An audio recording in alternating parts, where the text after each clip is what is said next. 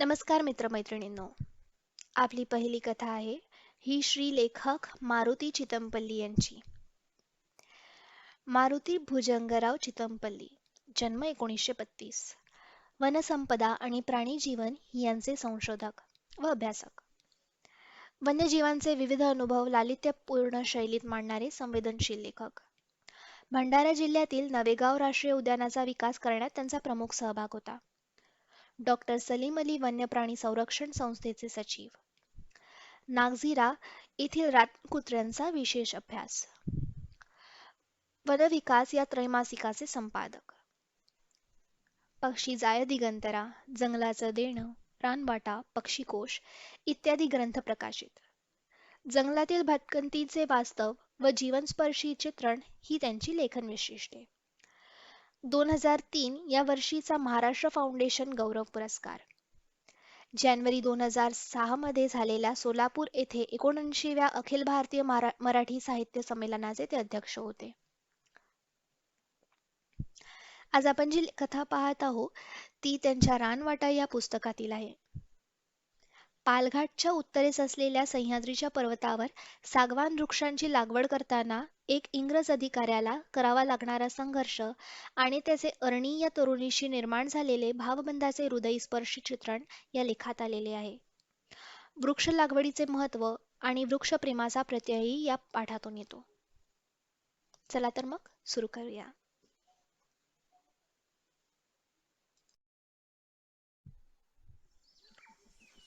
पालघाटच्या उत्तरेस असलेला सह्याद्रीचा फाटा निलगिरी तर दक्षिणेकडील फाटा हा अनेमले म्हणून ओळखला जातो. ही कथा आहे अनेमले पर्वतावरील. अनेमले म्हणजे हत्ती हा तमिळ शब्द आहे. या अनेमले पर्वतावर सागवानाची चांगली लागवड होऊ शकते असा शोध 100 वर्षापूर्वी इंग्रजांना लागला. सागाच्या झाडाला दुसरा पर्यायच नाही. या पर्वतावर सागवान रोपांची लागवड प्रयत्नपूर्वक करूनही रानटी हत्तींच्या कळपांपासून रोपांचं संरक्षण करणं अत्यंत कठीण काम होतं. हत्ती रोपवनाची नासधूस करीत, वाढलेली रोपं रात्रीतून सोन्याने उपटून फेकून देत, सांबार झाडांची साल सोलीत, साळू मुळं कुरतडून टाकीत आणि समूळ झाड खाली पाडीत. प्रयत्नपूर्वक लावलेल्या सागवान वृक्षांच्या संगोपनाचं काम इंग्रज वनाधिकाऱ्यांपुढे एक आव्हानच होतं. नुकत्याच इंग्लंडहून भारतात आलेल्या वुड्स नावाच्या तरुण अधिकाऱ्याची ह्या अत्यंत अवघड कामाकरिता निवड झाली. तो प्रथम मद्रासला आला, नंतर तेथून पोलाचीहून हत्तींच्या जंगलात पोहोचला. जंगलात एक जुनं निवासस्थानही होतं, पण तिथे कोणीच राहत नव्हतं. अशी अनेक वर्षांपासून ओस पडलेली निवासस्थानं पुढं भुताटकीनं पछाडलेल्याच्या कथा आसमंतातील आदिवासी सांगत. हे घरही त्याला अपवाद नव्हतं. ह्या असल्या गोष्टींवर अनेकांचा विश्वास बसतो, परंतु वुड्स त्यापैकी नव्हता. त्यानं त्या बंगल्याची आवश्यक ती दुरुस्ती करून घेतली आणि तो तिथं एकटाच राहू लागला.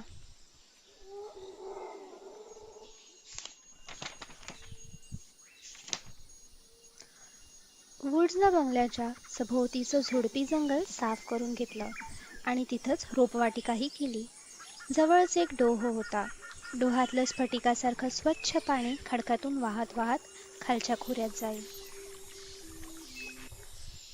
वुड्सला रोपवनाच्या कामाकरिता मजूरही मिळत नसत.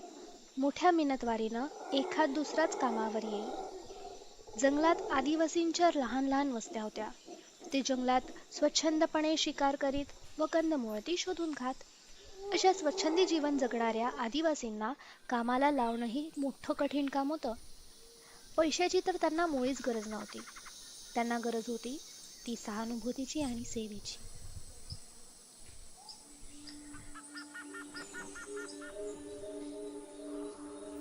तेथील प्रत्येक गाव भयंकर अशा मलेरियानं ग्रस्त झालेलं. त्या भागातील आदिवासीही या रोगाला इतके निर्ढावलेले होते की त्यांना चावलेला डास दुसऱ्या माणसाला चावला की तो मलेरियानं अंथरूनच धरे.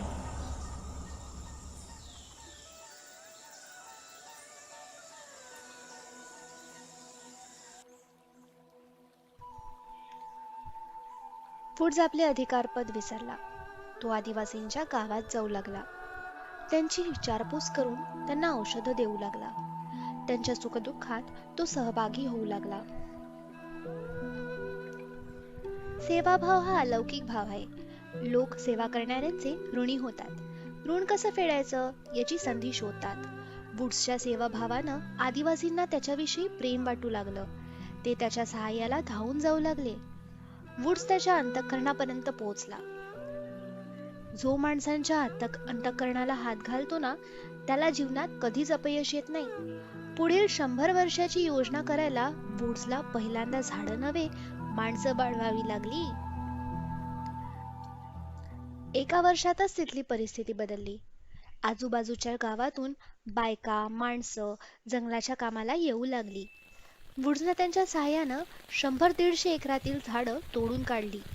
जमीन साफसूफ करून घेतली.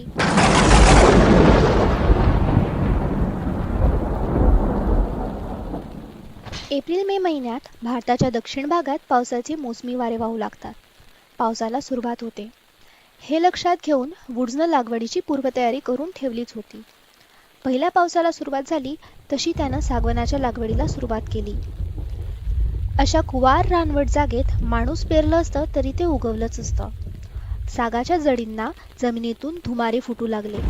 क्रुसासारखी 2-2 पानं धरून ती रोपं दिवसानुदिवस वाढू लागली. अन हत्तींच्या जंगलात चोराच्या पावसाला सुरुवात झाली. नद्या नाले तुडुंब भरून वाहू लागले. जंगल विजेला आकर्षित करून घेत होतं. विजा पडल्यामुळे अनेक अजस्र वृक्ष कोलमडून पडू लागले. आदिवासी घरातून बाहेर पडेनासे झाले. वुड्स बंगल्याच्या व्हरांड्यात एकटाच वेताच्या खुर्चीवर बसून त्या पावसाळ्याचं सौंदर्य न्याहाळत बसू लागला. रोपाबरोबर गवतही वाढत होतं, पण तण वेगानं वाढत होतं आणि रोपं मात्र हळूहळू. सत्प्रवृत्तीचं रोपही असंच हळूहळू वाढतं. दुष्ट प्रवृत्तीचं तण नेहमीच माजतं.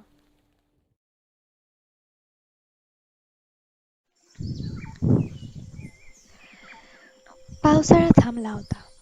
एवढ्या कष्टानं अपत्यप्रेमानं उभं केलेलं हे बालवण डोळ्यासमोर नष्ट होताना पाहून त्याला खूप दुःख झालं.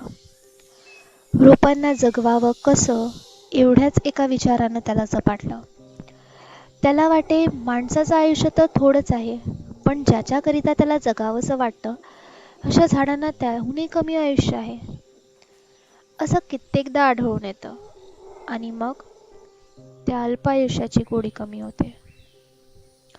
लहानपणी वाचलेल्या काऊपरी या कवितेच्या ओळी त्याला आठवल्या. त्याला उगाचच उदास वाटलं. तो बाहेर जाईनासा झाला. जंगलातला वानराचा कळप त्याच्या सोबतीला आला. बंगल्याजवळच्या आंब्याच्या झाडावर चढून बसला. त्यांना वाटायचं बंगल्यात तर काहीच हालचाल दिसत नाहीये. ते निर्धास्तपणे बागेत हिंडू फिरू लागले. 2 वानर समोरासमोर बसून आपल्या डोळ्याचा काल्पनिक चेंडू करून खेळू लागले. तो खेळ त्यालाही आवडे. बंगल्याच्या छपरावर बसून चढून धडधड चालून कौलांचा आवाज करू लागले. भड्यानं तर आणखीन एक धाडस केलं. तो वरांड्यात फिरत फिरत प्रत्येक दाराच्या खिडकीतून डोकावत जात होता आणि पलंगावर पहुडलेला वुड्स जसा त्याला दिसला तशी त्यानं शेपटी वर करून धूम ठोकली. वुड्सला त्याच्या मिस्किलपणाची गंमत वाटली आणि तो स्वतःशीच हसला.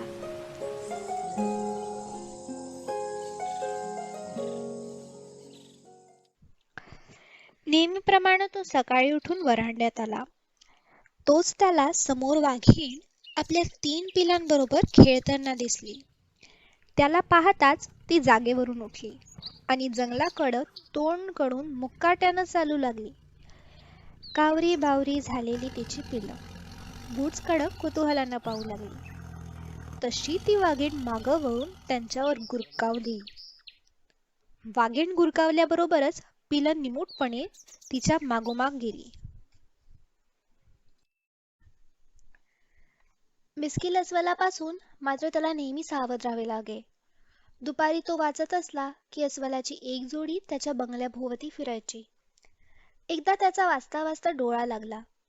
अस्वल खिडकीजवळ येऊन त्याच्याकडे न्याहाळून पाहत होतं. त्याच्या गुणगुणण्यानं वूड जागा झाला. तो पलंगावर उभा राहून काठीचा आवाज करू लागला. त्या आवाजानं त्यानं अस्वलाला हुसकावून तर लावलं, नंतर मात्र त्याने खिडक्यांना वेताची जाळी लावून घेतली. खंजन पक्षी बागेत शेपटी उडवत चरू लागले की समजावे पावसाळा संपला. हिवाळा आला तशी शेवंतीची फुलं फुलली. सागवान रोपांच्या लागवडीसाठी त्याला वर्षभर थांबावं लागणार होतं. तो पुन्हा आपल्या उद्योगाला लागला. दूर दूरच्या गावातून बाया, माणसं, मुलं मुली पुन्हा कामावर येऊ लागले. महिन्यातून तो एकदा कधीतरी पोलाचीला बैलगाडीनं जाई आणि आवश्यक तेवढं सामान खरेदी करून आणी. सूर्य मावळतीला आला की जंगलातील सारे आवाज विलक्षण गतीनं शांत होत व जंगल अंधारू लागे. आभाळातील तारेही मोठ्या प्रयत्नानं दिसत. रात्र झाली की रातकिड्यांची किर्र सुरू होई. पखमांजराचा कुक कुक असा आवाज रात्रभर चाले. मध्येच वाघाची डरकाळी ऐकू येई. घाबरलेला सांबरांचा पोक असा आवाज तर बंगल्यावर व्हायचा.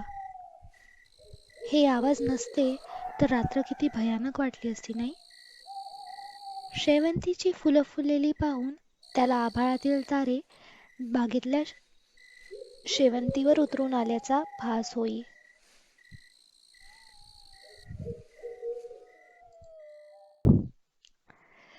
वूड जागा होई तो झाडांच्या पानापानावरून ठिपकणाऱ्या दवबिंदूंच्या आवाजानं. असाच एक दिवस तो जागा झाला आणि त्याचं लक्ष बागेकडे गेलं. त्याला तिथं एक आश्चर्यकारक दृश्य दिसलं. बागेत मुंगूस आणि सापाची लढाई सुरू होती. सकाळच्या उन्हात मुंगूस सोनेरी केसांचं दिसत होतं. मुंगसानं सापाला डिवचलं तसा तो फणा काढून डसायची संधी शोधू लागला. बराच वेळ त्या साप मुंगसाची झुंज तो पाहत होता. मुंगसानं सापाला लोळवलं असं क्षणभर वाटलं. तेवढ्यात सापानं संधी साधून विलक्षण चपळाईनं मुंगसाला दंश केला. मुंगसाला तीव्र वेदना होत असाव्यात. तो तेज गतीनं जंगलाकडे निघाला. मुंगूस कुठं जातो अन त्याचं पुढं काय होतं ते पाहावं म्हणून वूड्सही हातात दुर्बीण घेऊन त्याच्या मागावर निघाला. पानापानावरून गळणाऱ्या दवानं त्याचे कपडे ओलेचिंब झाले. नागासारखा विषारी साप मुंगुसाला चावल्यावर त्याला विषबाधा होणारच. त्यावर तो काय उपाय करीत असावा याचं कुतूहल वूड्सला होतच. ते जाणून घेण्याची त्याची उत्सुकता क्षणाक्षणाला वाढत होती. धावणारा मुंगूस तो दुर्बिणीतून पाहत होता. मुंगूस एका ठिकाणी थांबला. पुढच्या पंजांनी त्याने जमीन उकरली. वूड्स आवाज न करता अगदी त्याच्या जवळ गेला आणि झाडाआडून तो पुढं काय करतो ते पाहू लागला. मुंगूस जमीन उकरतच होता.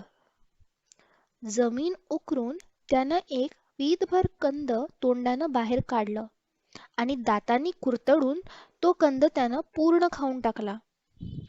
बराच वेळ तिथंच दगडावर तो बसून राहिला. उन्ह तापू लागली तसा तो झुडपात निघून गेला. वूड्सनं उकरलेल्या जमिनीजवळ धावतच गेला. मुळापासून तुटलेल्या त्या वनस्पतीचं त्यानं बारकाईने निरीक्षण केलं. वनस्पती व कंदाचा नमुना आणि निरीक्षणाचं टिपण त्यानं त्याच दिवशी मद्रासला गॅम्बल या वनस्पती शास्त्रज्ञाला पाठवलं. संशोधनानंतर त्या वनस्पतीच्या मुळ्या सर्पदंशावरील इलाजासाठी रामबाण औषध म्हणून वापरता येईल असा निष्कर्ष निघाला. त्या वनस्पतीचं नाव होतं सर्पगंधा. आज सर्पदंशावर हुकमी उपाय म्हणून हे औषध उपयोगात आणतात.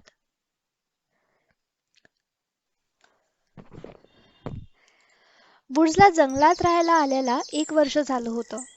तरी त्याच्या शेजारी राहायला किंवा त्याच्या सोबतीला राहायला कोणीच तयार नव्हतं. एकट्या दुकट्याला जंगलात राहायची भयंकर भीती वाटते. त्याचा एक शिपाई काही दिवस त्याच्या बरोबर राहिला. तिथल्या विलक्षण एकांतानं आणि रात्रीच्या साधानं त्याला वेड लागलं. वेडाच्या भरातच तो तिथून पळून गेला. त्यानंतर मात्र कधीच त्याच्या बरोबर कोणी राहायला आला नाही. वुड्स म्हणायचा, जंगलाचं कसलं आलंय भय? ज्याच्यावर प्रेम करतो त्याला काय भ्यायचं? वुड्सबद्दल आदिवासींची समजूत होती की भूल बंगल्यात राहणारा हा माणूस निश्चितच जादूगार असला पाहिजे. वनातले पशुपक्षी त्याला वश आहेत. असं नसतं तर त्या भयाण जंगलात तो राहिला तरी कसा असता?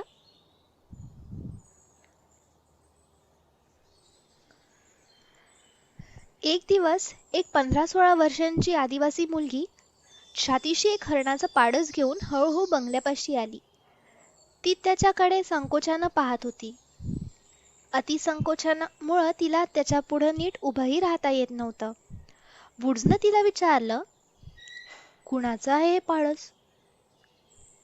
त्या आदिवासीनं मुलीनं छातीशी धरलेलं ते तांबूस रंगाचं पाडस भेकरीचं होतं. त्याचे ते इवलेसे खूर, पण त्याच्या मानेवर मात्र रक्ताचे डाग होते. तिची साडीही त्याच्या रक्तानं लाल झाली होती. ती त्याला म्हणाली, हे जखमी आहे, पण अजून जिवंत आहे. त्यानं तिला बंगल्यात बोलवलं. पाडसाला टेबलावर ठेवून जखम स्वच्छ करीत त्यानं तिला हळूच विचारलं, तुझं नाव काय? ती लाजत लाजत उतरली, अरणी.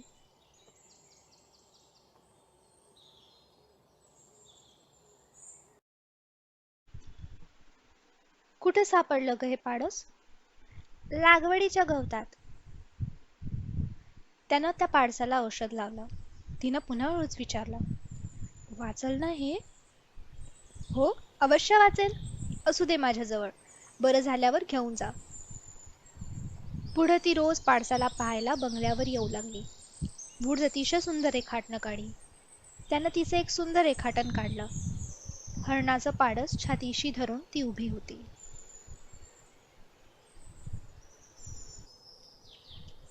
श्रावणात पावसाची उघडीप होताच आदिवासी मुली मोरपंख गोळा करायला जंगलात इकडे तिकडे फिरू लागतात. मोर, लांडोर आणि त्यांची पिलं वर्षानुवर्ष एखाद्या पुरातन वृक्षावर उंच ठिकाणी रात्रीच्या विसाव्याला राहतात. अशा वृक्षांची आदिवासींना माहिती असते. श्रावणात अशा झाडांखाली मोराची गळून पडलेली पिसं आदिवासी मुली गोळा करतात. एक दिवस वुड्स त्या जंगलातून रात्री परत घरी येत होता. त्यानं तिला ओळखलं आणि विचारलं, कशाची ग पिसं ही? मोराची. देतेस मला? फुलदाणी ती खूप छान शोभून दिसतील. तिनं ती पिसं त्याला दिली आणि त्याबरोबर आपलं स्वतःचं हृदयही देऊन बसली.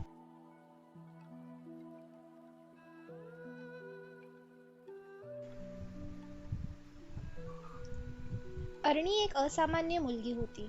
ती जंगलातल्या गावात आपल्या भावाबरोबर राहायची. तिचे आई वडील लहानपणीच वारले होते. अरणी अशीच रोज बंगल्यात येऊ लागली. ती दोघं केव्हाच आपली मनं एकमेकात हरवून बसली होती.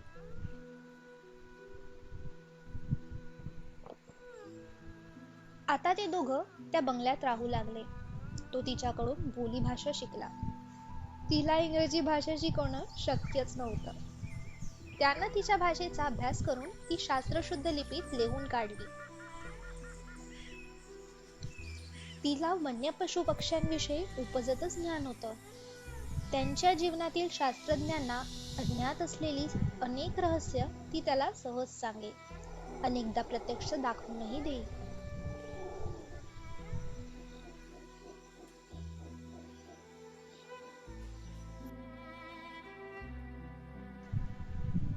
रानटी हत्तींचा नैसर्गिक मृत्यू कुणी पाहिला नव्हता. मृत हत्तींच्या झाडाचं व हस्तिदंताचं काय होत असेल? वुड्सच्या संशोधनाचा आणि चिंतनाचा तो एक विषय होता. तो गेली कित्येक वर्ष ह्याचा शोध घेत जंगलभर भटकला, परंतु मेलेल्या हत्तींची हाडं किंवा हस्तिदंत त्याला कुठंच दिसली नाही. हत्ती तर सर्व भारतभर आहे, मग ह्याच पर्वताचं नाव हत्तींचा पर्वत का असावं? मृत्यू जवळ आला की सर्व हत्ती येथेच येत असावेत का? पार हिमालयाच्या पायथ्यापासून स्थलांतर करीत करीत इथपर्यंत येत असावेत. यासाठी त्यानं आसामपासून हाथी पाघडी म्हणजे हत्तीला पकडण्यासाठी केलेले खड्डे नकाशात दाखवले.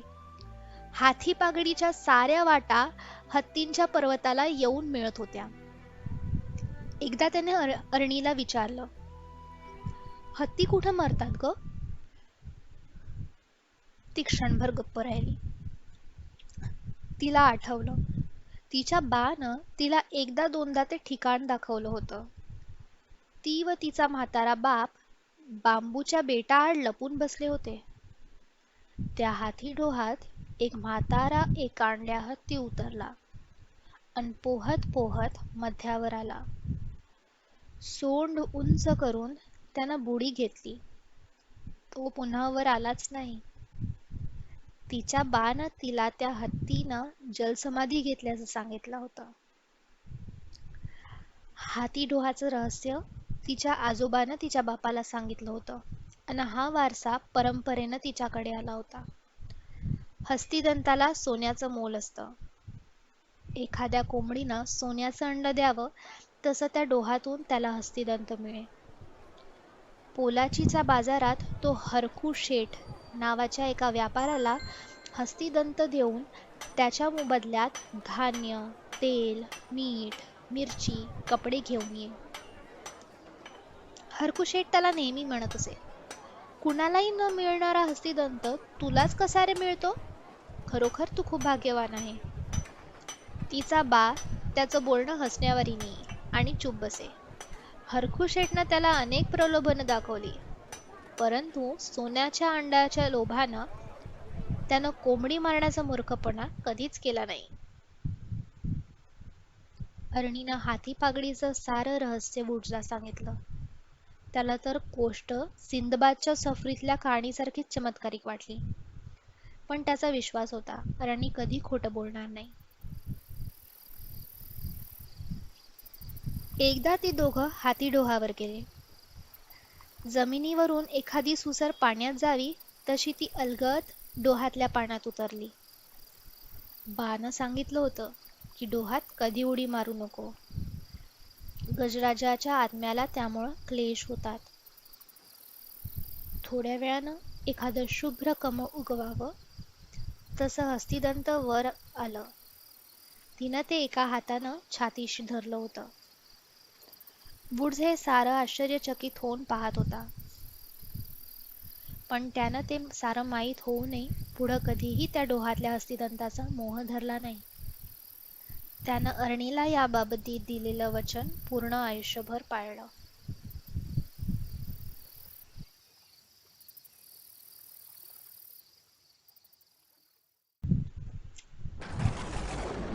असेच दिवस जात होते.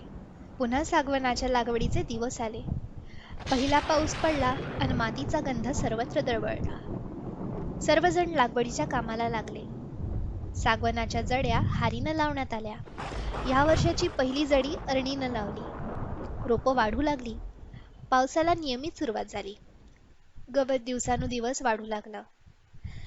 हत्तींचे कळप केव्हा लागवड उद्ध्वस्त करतील हे काही सांगता येत नव्हतं, परंतु अद्याप तसं घडलं नव्हतं. हत्तींना अजून रोपवनाचा सुगावा लागला नव्हता. वुड्सची काळजी आता अरणीचीही झाली होती. वुड्स मात्र सारी रात्र जागून काढे. थोड्याशा सावटानं त्याला जाग येई.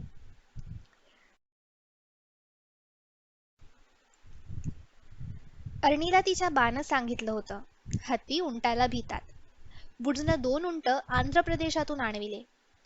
एकदा हत्तीच्या या कळपानं त्या उंटाकडे पाहिलं. त्या चित्रविचित्र प्राण्याला पाहून हत्तींचा कळप बुजला, चित्कार करून माघारी वळला आणि जंगलात दिसेनासा झाला.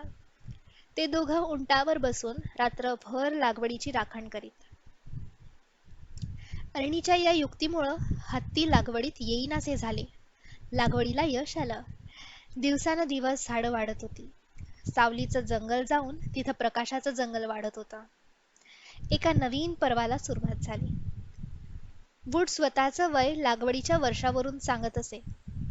मी आता 30 वर्षांचा झालो. म्हणजे 30 वर्षे तो लागवड करीत होता. वुड्स व अरणी या झाडांबरोबर वाढत होती. वृक्षांच्या सहवासात राहून ते दोघे वृक्षांसारखेच विशाल मनाचे झाले होते. हत्ती पहाडाच्या उतारावर बेलाग सागवान वृक्षांकडे ते दोघं पाहत बसत. वुड्स तिला म्हणायचा, आपण सुद्धा या पर्वतावर उभे असलेले दोन वृक्षच आहोत. अरणीला चिरतारुण्य लाभलं होतं. निसर्गाच्या सहवासात तिला सौंदर्य भावना मिळाली होती. ती भावना मिळालेली माणसं वयानं वाढावयाची थांबतात. निसर्गाविषयी वुड्सला खूप जिज्ञासा होती. निसर्गातील पशुपक्ष्यांची गूढ रहस्य त्यानं तिच्या सहवासात जाणली होती. त्याने सारे अनुभव लिहून काढायचं ठरवले. त्याला अरणीमुळे पहाटे उठावयाची सवय लागली. एकदा ती म्हणाली, लिहायचं असेल तर पहाटे लिहा. का बरं, दिवसा का नको? आता त्याला पहाटे आणि दिवसा लिहिण्यातला फरक जाणवला. त्यानं एकदा तिला सांगितलं, दिवसा मी लिहितो, पहाटे तो आभाळातला देव माझ्याकडून लिहून घेतो. लिहिण्या वाचण्यावर तिची श्रद्धा नव्हती. माणसाने एवढं का लिहून ठेवावं याचं तिला आश्चर्य वाटे. ती स्वयंप्रकाशित होती. तिच्या बानं पहिली धुळाक्षरं शिकवली ती जंगलातल्या पशुपक्ष्यांच्या पाऊलखुणांची. आदी मानवाच्या भाषेतली हीच ती लिपी. एक दिवस तो नित्याप्रमाणे सकाळी उठला. नित्याच्या सवयीप्रमाणे त्यानं बाहेर पाहिलं. अनोख्या लख्ख प्रकाशाचा झोत पडला होता. अरणी एका प्रचंड गजराजाच्या मागून जंगलात निघाली होती.